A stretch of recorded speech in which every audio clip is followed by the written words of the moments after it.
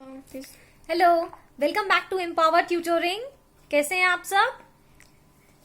जैसा कि मैंने पहले कहा था कि ये एक ऐसा चैनल है जहां पर आपको हर सब्जेक्ट के टॉपिक्स पढ़ने के लिए मिलेंगे, देखने के लिए मिलेंगे। तो आज का जो टॉपिक हम ले रहे हैं वो हिंदी का एक टॉपिक है और हिंदी की बहुत ही खूबसूरत पोयम है जिसे लिखा है श्री श्याम नारायण पांडे जी ने। और इसके लिए मेरे पास रिक्वेस्ट आ रही थी, बहुत सारे बच्चों ने मुझे मैसेज किया था कि मैं ये वाली पोएम जो है उनको समझाऊं।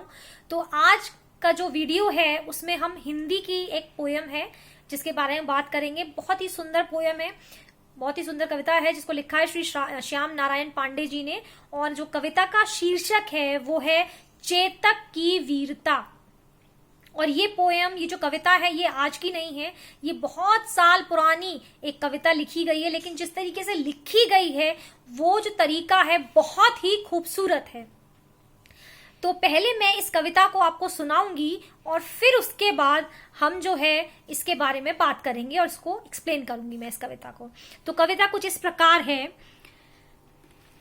रण बीच चौकड़ी भर भर कर चेतक बन गया निराला था। राणा प्रताप के घोड़े से पड़ गया हवा का पाला था।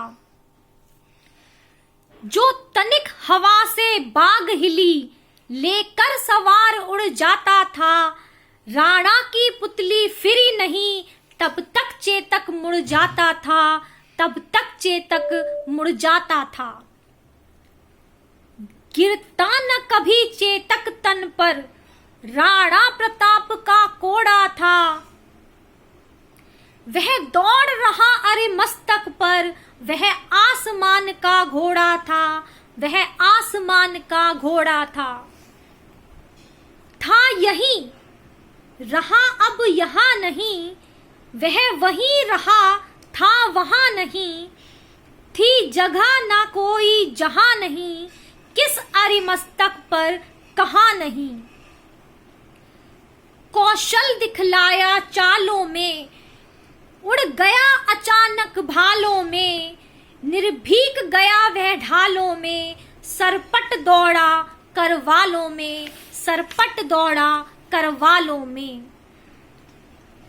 बढ़ते नद सा वह लहर गया, वह गया गया फिर ठहर गया। विकराल वज्र में बादल सा अरिकी सेना पर गहर गया। भाला गिर गया गिरा निशंग, है टापों से खन गया अंग। बैरी समाज रह गया दंग, घोड़े का ऐसा देख रंग, घोड़े का ऐसा देख रंग। एक बहुत सुंदर कविता जो राणा प्रताप और उनके घोड़े के बारे में हमें बताती है।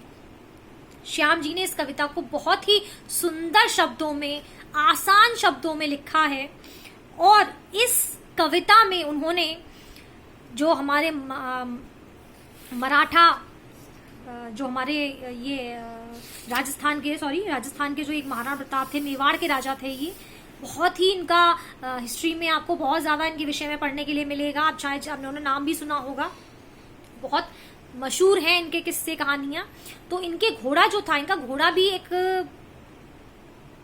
बड़ी ही हस्ती कहा गया है यहाँ पर, है ना। तो इनके घोड़े के बारे में ही कविता लिखी गई है। तो कविता की जो पहली पंक्तियां हैं उनको समझाने की कोशिश करती हूँ। पंक्तियां कुछ ऐसी हैं।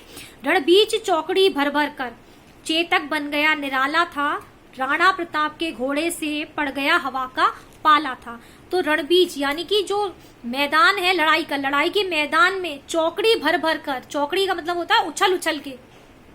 तो लड़ाई के मैदान में उछल उछल कर जो घोड़ा है यहाँ पे महाराणा प्रताप का, उसका नाम है चेतक। तो वो निराला सा हो गया था। निराला सा मतलब उसमें कुछ अलग ही फुर्ती सी आ गई थी। एक अनोखे तरीके से वो लड़ाई के मैदान में दौड़ रहा था, सतपट हर जगह दौड़ लगा रहा था। राणा प्रताप के घोड़े से पड़ गया हवा का पाला था। और ऐसा लगता है जैसे कि कवि कहते हैं यहाँ पर कि ऐसा लग रहा है जैसे कि राणा प्रताप का जो घोड़ा है जिसका नाम चेतक है वो कैसा हो गया है, जैसे कि वो हवा हो गया है। इतनी तेज दौड़ रहा है पूरे लड़ाई के मैदान में जिससे ऐसा मालूम होता है कि हवा चल रही है। तेजी से हवा जो आंधी तूफान वाली है उस तरीके की हवा जो है चल रही है और जिसके सामने अब कोई टिक नहीं पाएगा। इसके बाद कवि कहते हैं, जो तनिक हवा से बाग हिली लेकर सवार उड़ जाता था। और जैसे ही महाराणा प्रताप क्या करते थे, हल्का सा जैसे ही उसकी जो लगाम थी उसको जैसे ही थोड़ा सा इशारा भी देते थे तो उस इशारे को समझ के ही चेतक जो था जिस दिशा में उसको मोड़ा जाता था वो मुड़ जाता था। उसको दिशा बताने के लिए कि किस दिशा में जाना है, उस दिशा को में जाने के लिए उसे उन्हें किसी प्रकार के कोड़े का, किसी डंडे का या लगाम को तेजी से खींचने का जरूरत नहीं होती थी। और वो महाराणा प्रताप के इशारों को भी समझ जाता था कि ये मुझसे क्या कहना चाह रहे हैं। तो इतना समझदार उसको बताया गया है कि सिर्फ इशारा करने भर से ही वो जिस दिशा में चाहते थे उस दिशा में ये चेतक जो था मुड़ जाता था। राणा की पुतली फिरी नहीं तब तक चेतक मुड़ जाता था। जैसे मैंने बताया कि वो उनके इशारों को समझ लेता था और जिस दिशा में महाराणा चाहते थे उसी दिशा में ये घोड़ा मुड़ जाता था। गिरता न कभी चेतक तन पर राणा प्रताप का कोड़ा था। अभी अभी हमने यही चीज बताई थी कि उसको मोड़ने के लिए किसी भी तरीके की डंडी की या किसी लाठी की या कोड़े की आवश्यकता नहीं होती थी। जैसे कोड़े नॉर्मली हम देखते हैं कि लिए जाते हैं जानवरों को ट्रेन करने के लिए, उन्हें एक जगह से दूसरी जगह पर ले जाने के लिए, लेकिन चेतक इतना समझदार उनका घोड़ा था कि उसके तन पे, उसके शरीर पे महाराणा प्रताप ने कभी भी कोड़े का इस्तेमाल नहीं किया। वो उसे प्यार से रखते थे और उस प्यार की भाषा में ही जो चेतक था इतनी समझदारी दिखाता था कि उनके इशारों को ही समझ लेता था। वह दौड़ रहा अरि मस्तक पर, वह आसमान का घोड़ा था।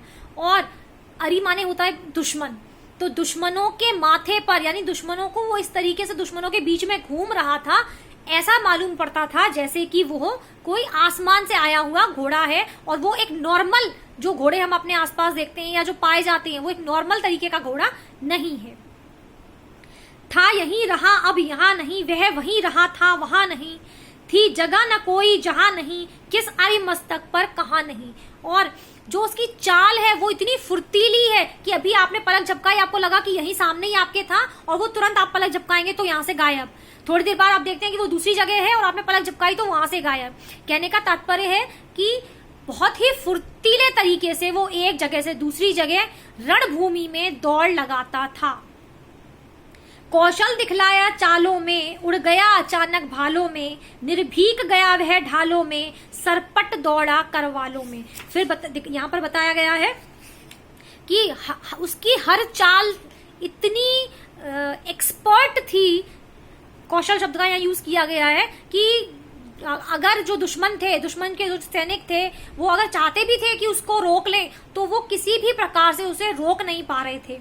वो हर जगह से तुरंत ही मुड़ जाता था, चला जाता था और हवा की तरह उड़ रहा था। उसे किसी चीज का डर नहीं था। करवाल होते हैं बेटा तलवारें, तो तलवारों का भी उसको डर नहीं था, किसी भी चीज का डर नहीं था। निर्भीकता के साथ बिना डरे वो उस मैदान में, उस रण क्षेत्र में, रणभूमि में दौड़ लगा रहा था और महाराणा प्रताप को एक जगह से दूसरी जगह ले जा रहा था।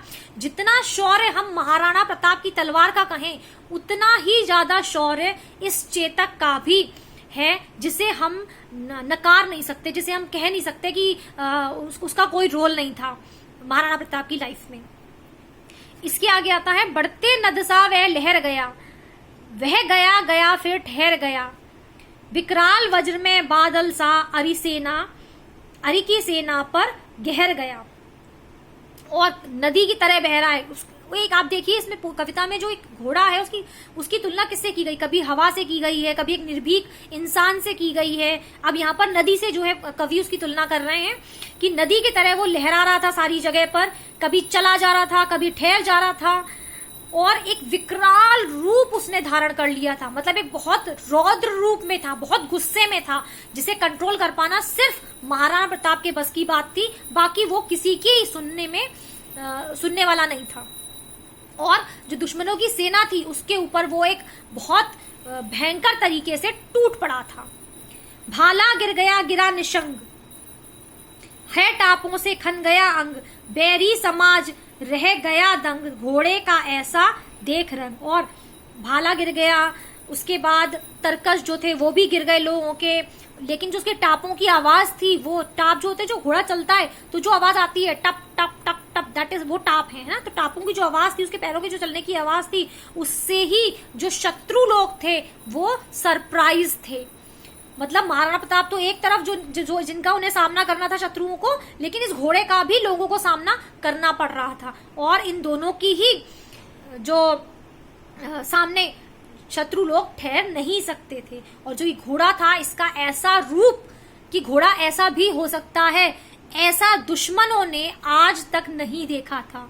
चाहे वो कोई भी दुश्मन हो, चाहे उन्होंने कितना भी अच्छे से अच्छा घोड़ा मंगाया हो, लेकिन जैसा घोड़ा महाराणा प्रताप का था, ऐसा घोड़ा दुश्मनों ने आज तक नहीं देखा था। तो घोड़े की प्रशंसा में श्याम नारायण पांडे जी की ये सुंदर कविता है, बरसों पुरानी कविता है, जिसे हमारे पेरेंट्स भी गुनगुनाया करते थे। तो आप समझ सकते हैं कि कितनी पुरानी कविता, बहुत खूबसूरत कविता लिखी हुई है ये, और मुझे बहुत पसंद है। मेरे डैडी इस कविता को गाया करते थे, तो मुझे बहुत पसंद है। आई होप आप सभी को ये कविता जो है और इसका एक्सप्लेनेशन पसंद आया है। अगर पसंद आया है तो प्लीज इसको लाइक, शेयर कीजिए, कॉमेंट कीजिए और चैनल को सब्सक्राइब करिए, जिससे कि आप आगे भी ऐसे ही टॉपिक्स में आपके लिए लेकर आ पाऊं और आप उनसे सीख पाएं। Thank you.